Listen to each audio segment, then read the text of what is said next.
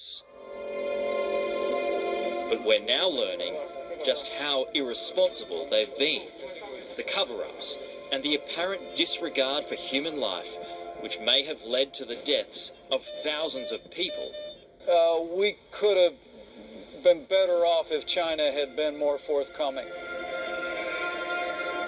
The virus, now known as COVID-19, was believed to have originated in this Wuhan exotic animal market, transmitted from a bat to a human. It spread like wildfire. Hundreds were infected within days. Doctors who tried to alert authorities were harassed and ignored. Some have even disappeared.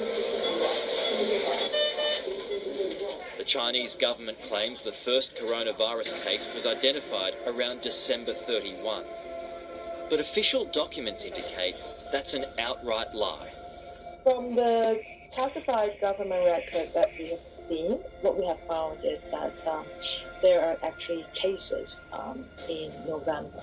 Investigative reporter Josephine Ma says the classified documents she's seen state Chinese authorities knew of a case of an infected 55-year-old from Hubei province on November 17. That's 6.5 weeks before Chinese Communist Party leaders alerted the World Health Organization.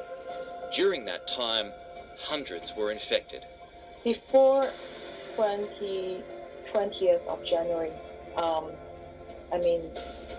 there was like cover-up, of course. From the information we saw, like in 2019, there were already like over 200 cases.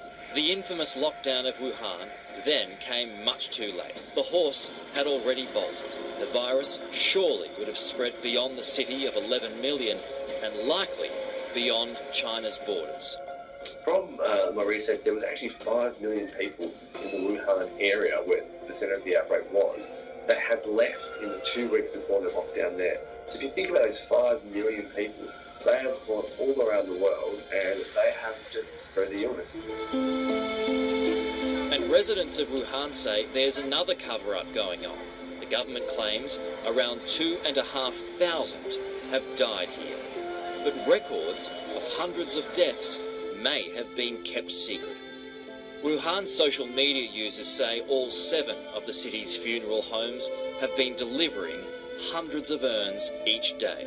One Chinese media report talked to a truck driver, and that driver said he has delivered 5,000 urns to that funeral home, and that is one of the 8 funeral homes in Wuhan. And 5,000 alone is much bigger than the official number of deaths. And stunningly, Wuhan's wet markets, which experts believe are a breeding ground for potential viruses, are still operating. It boggles my mind how when we have so many diseases that emanate out of that unusual human-animal interface, that we don't just shut it down. We do know that there are laboratories researching coronaviruses within just a few miles of that food market.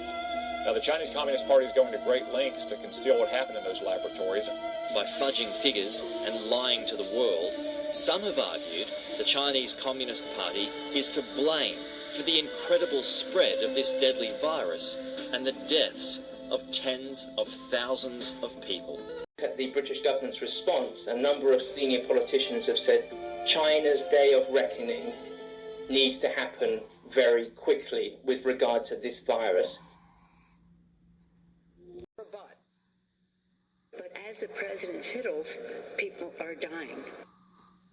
Nancy, the only person fiddling is you, as you delay the passage of a much-needed bill so you can get in your pet projects. This is over. One thing has to be clear. China has to be made accountable for, at the very least, its complete lack of transparency. China could have prevented a great deal of pain and loss, both physical and economic, had they been honest. But they never have been honest. And we have a lot of time to think about how this needs to be resolved as it relates to China when this is all over.